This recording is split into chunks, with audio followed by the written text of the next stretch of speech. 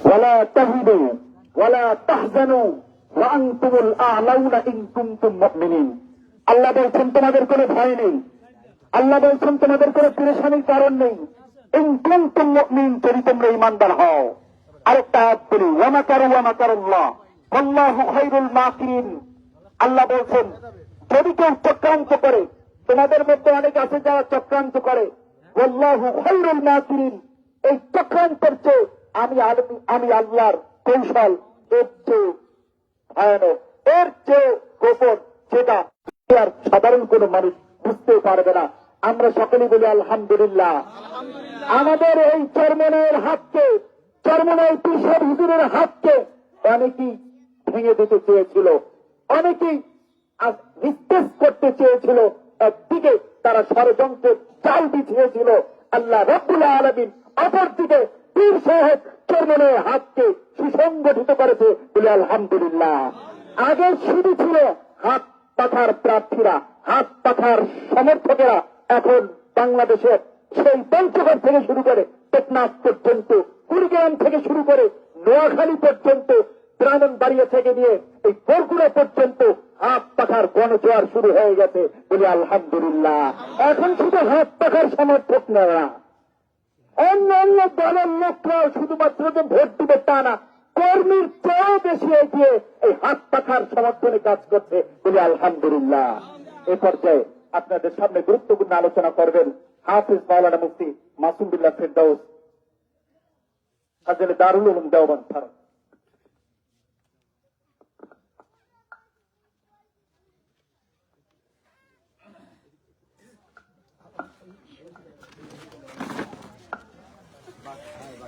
আসসালামু আলাইকুম ওয়া রাহমাতুল্লাহি ওয়া বারাকাতুহু। আলহামদুলিল্লাহি ওয়া কাফা ওয়া সালামুন আলা ইবাদিহিল্লাযীনা ইসতাফা, আম্মা বা'দ। সময় শেষ পর্যায়ে, মাত্র 11 মিনিট আছে 8টা বাজে। হুজুর দোয়াও করবেন, শেষ আলোচনাও করবেন ইনশাআল্লাহ।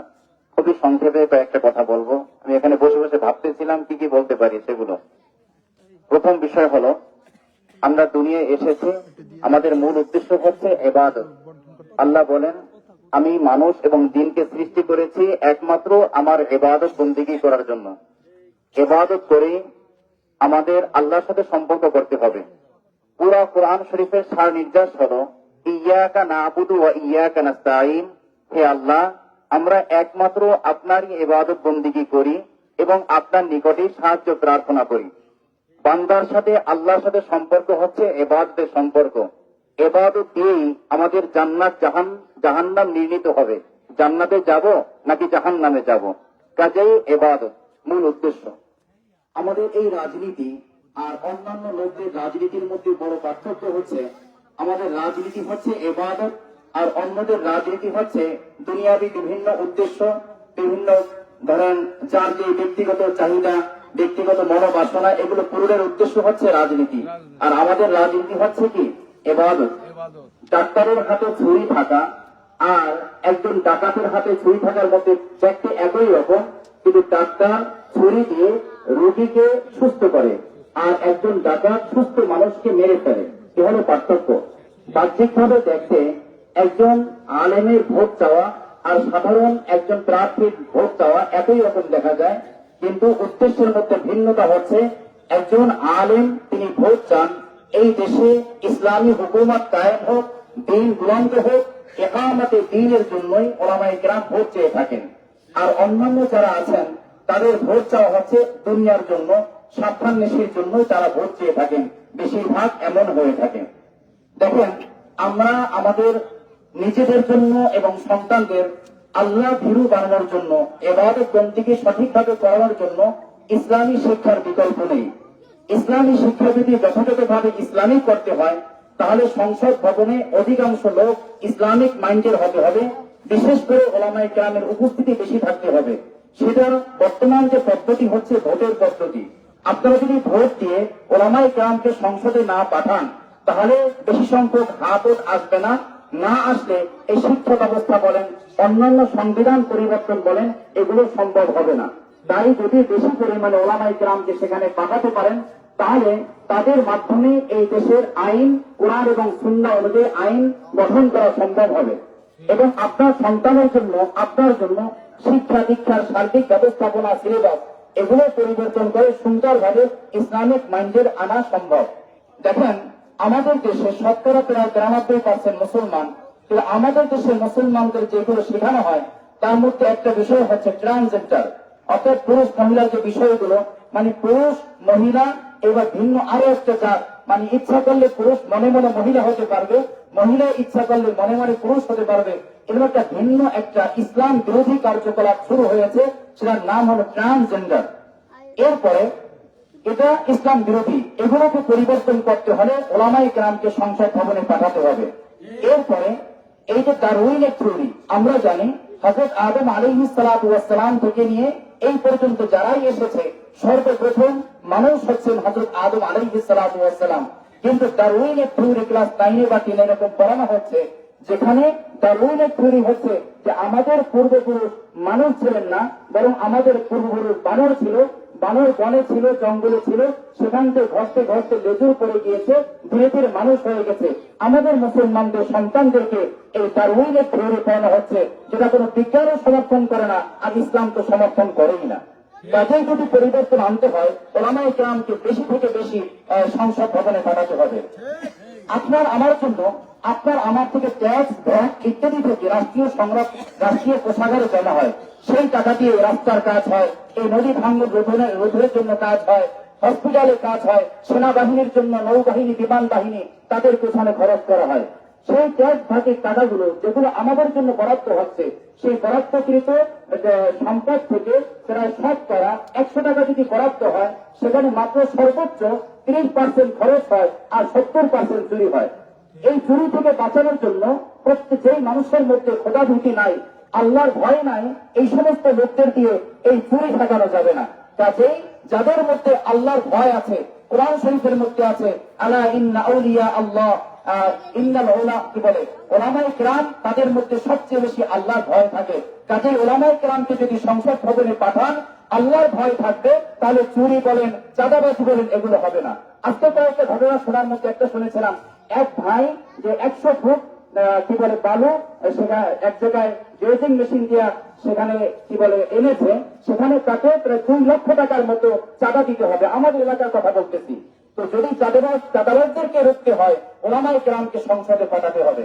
এরপরে দেখেন, এই যে কোনো বিষয়ে আপনারা অনেকে মনে করতে পারেন যে রাষ্ট্রীয় ভাবে যদি সরকার গঠন ওলামায়ে কেরাম পরিপূর্ণ নাও করতে পারে, যদি ওলামায়ে কেরাম সেখানে যান, যদি এমন হয়, বরগুনায় কথার কথা, আমি এটা বলছি না যে সরকার গঠন ওলামায়ে কেরাম পারবেন না, তা বলছি না, অবশ্যই পারবেন। দেশে যেভাবে হাত পাখার গণজোয়ার শুরু হয়েছে, তাতে ইনশাআল্লাহ আশা করতে পারি যে হাত পাখা ইনশাআল্লাহ বাংলাদেশে বিজয়ী হবে ইনশাআল্লাহ। এরপরেও যদি পরিপূর্ণ বিজয়ী নাও হতে পারে, তাহলে অনেকে ভয় দেখায় যে আরে ভাই, এই এলাকায় যদি হযরত মাওলানা অলিউল্লাহ সাহেব হাত পাখা বিজয়ীও হয়, তারপরে সরকার গঠন কিন্তু আমরাই করব, আমাদের সভাপতি, সাধারণ সম্পাদক যারা আছে তারাই কিন্তু অনেক কিছু করবে, এইরকম ভয় যারা দেখায় তাদের ব্যাপারে আমি বলবো বা আপনাদেরকে আশ্বস্ত করব যে প্রত্যেকটা এলাকায় যেই পরিমাণ বরাদ্দ হয়, সেই বরাদ্দ এই এমপি যদি হোক অথবা না হোক, দলীয় সরকার দলীয় হোক অথবা বিরোধী দলীয় হোক, যেই হোক না কেন, প্রত্যেক এলাকার জন্য একটা বিশেষ বরাদ্দ আছে। ওই বরাদ্দগুলো যদি সুন্দরভাবে ওখানে খরচ করা হয়, তাহলে ইনশাআল্লাহ ওই এলাকা উন্নত হয়ে যাবে।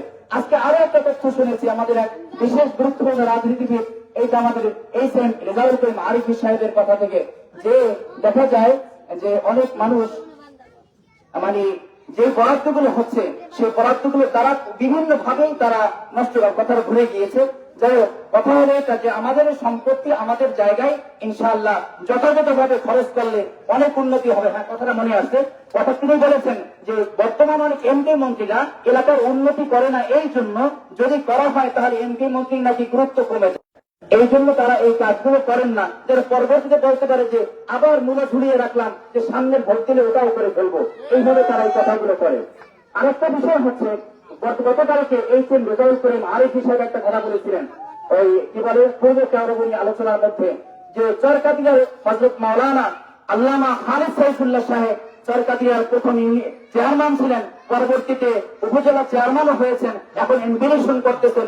উনি একটা কথা বলেছিলেন, যদি কোনো মা বোনদেরকে তিনি পরামর্শ দিয়েছেন, আপনারা ভোট কেন্দ্রে যাবেন, এমন জুতা পরে যাবেন, খুব কম দামের জুতা পরে যাবেন, সহজেই যেন খোলা যায় এমন জুতা পরে যাবেন। যদি কোনো ব্যক্তি আপনার ভোটকে বাধা দিয়ে অন্য কোনো দলেরকে বাধ্য করে সেখানে সিল মারার জন্য, তাহলে সাথে সাথে জুতা খুলে যদি আপনার তার দুই গেলে যদি জুতা দিয়ে পিটান দিতে পারেন, তাহলে তাকে 5,000 টাকা পুরস্কার দেওয়া হবে।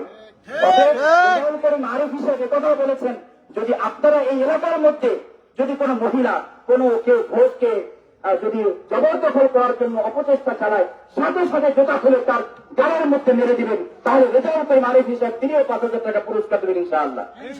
এবং সাথে সাথে যারা যুবকরা আছে তাদের জন্য সুন্নতি লাঠি হাতে রাখা দরকার। মানুষ অরাজকতা করছে, ভয় দেখাচ্ছে, আসলে ভয়ের কিছু নাই। একটু আগে তারই আবুল বশর সাহেব যে কথা বলেছে আমার হৃদয়ে সেটা আপনার লেগেছে, সেটা হলো যদি চোর ডাকাতরা বাতিল পন্থীরা যদি তারা চুরি করে, ডাকাতি করে, চাঁদাবাজি করে যদি তাদের বুক ফুলিয়ে হাঁটতে পারে, আমরা হকের পথে থেকে, কোরআনের পথে থেকে, সুন্নাহর পথে থেকে, আল্লাহর পথে থেকে, যে আল্লাহ আহকামুল হাকিমিন তার পথে থেকে আমরা কেন বুক ফুলিয়ে হাঁটতে পারবো না? আমরা হকের পথে থেকে আমরা সাহসিকতার সাথে আমরা মুসলমানদের ভোট চাইতে পারবো না? কিসের লজ্জা, কিসের আমাদের ভয়? কিছুই নেই। আমরা বুক ফুলিয়ে চলবো, হকের পথে চলবো ইনশাআল্লাহ। দক্ষিণ বাংলার আধ্যাত্মিক রাহবার মাটি ও মানুষের নেতা আল্লামা হযরত মাওলানা মাহমুদুল হোসেন ওলিউল্লাহ সাহেবের ইনশাআল্লাহ তাকে যে মনোনীত করা হয়েছে তার হাত পাখা মার্কায় ইনশাআল্লাহ আগামী 12ই ফেব্রুয়ারি আমরা সকলে সকাল 7:30টায় সেখানে চলে যাব এবং সকলে হাত মাথা মার্কায় সিল মারব। আল্লাহ পাক রব্বুল আলামিন আমাদের সবাইকে কবুল করুন, আমাদের এই দেশের মধ্যে ইসলামী হুকুমত কায়েম করার তৌফিক দান করুন। আমিন। ওয়া আখিরু দাওয়ানা আলহামদুলিল্লাহি রাব্বিল আলামিন। আসসালামু আলাইকুম ওয়া রাহমাতুল্লাহ।